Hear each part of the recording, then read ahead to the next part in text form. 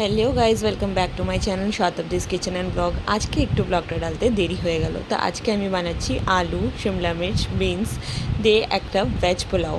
এটা খুব কুইকলি হয়ে যায়, আর এটাতে আমি কোনো পেঁয়াজ ইউজ করব না, আজকে রসুনও ইউজ করব না। আমি একটুখানি নিয়েছি সর্ষের তেল, সাথে দেবো এটাতে জিরা ফোড়ন, আর সাথে এটাতে দিয়ে দেবো কিছু গরম মশলা। তোমরা চাইলে দিতেও পারো, কেউ চাইলে স্কিপও করতে পারো, বাট গরম মশলার ফ্লেভারটা ভালো লাগে, যেহেতু এটা ভেজ বানাচ্ছি তাই জন্য। একটুখানি আদা আমি কাদ্দুকাস করে নিয়েছিলাম, আর সাথে দিয়ে দেবো টমেটোগুলো।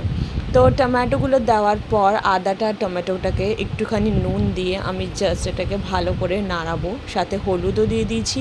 আর বাকি যা যা মশলা আমি এটাতে ইউজ করব, একটু লাল মির্চ, কাশ্মীরি লাল মির্চ, দুটো কাঁচা লঙ্কা, ধনে গুঁড়ো, জিরে গুঁড়ো, আমি সব এটাতে অ্যাড করে ভালো করে নুন দিয়ে এটাকে নাড়িয়ে চাড়িয়ে, এটা খুব কুইকলি হয়ে যায়, খুব তাড়াতাড়ি হয়ে যায়, আর খেতেও কিন্তু খুব ডিলিশিয়াস লাগে।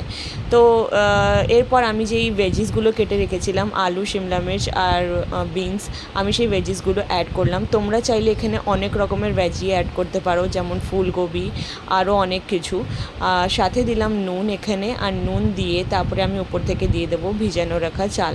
জাস্ট এটাকে 5 সেকেন্ডের জন্য ভিজিয়েছিলাম, বেশি টাইম হয়নি, নাহলে এগুলো ভেঙে যায়। এগুলো বিরিয়ানি রাইস, যেমন আমি নর্মাল রেটে যেই রাইস ইউজ করি ওই রাইসই এটা। তো আমি এটাকে ভালো করে নাড়িয়ে দিচ্ছি, আর নাড়িয়ে এটাতে দিয়ে দেবো পরিমাণ মতন জল। আর জল দিয়ে এটাকে জাস্ট দুটো হুইসেল সিটি দেওয়ার সাথে সাথেই এই রেসিপিটা একদম ডান হয়ে যাবে। সাথে উপর থেকে আমি এটাতে সয়াবিন ভেজে দিয়েছি আলাদা করে, তোমরা চাইলে দিতেও পারো। দেখো আমার রেসিপি এখানে একদম ডান হয়ে গেছে, ডিলিশিয়াস দেখতেও লাগছে আর খেতেও কিন্তু খুব ভালো লাগছিলো।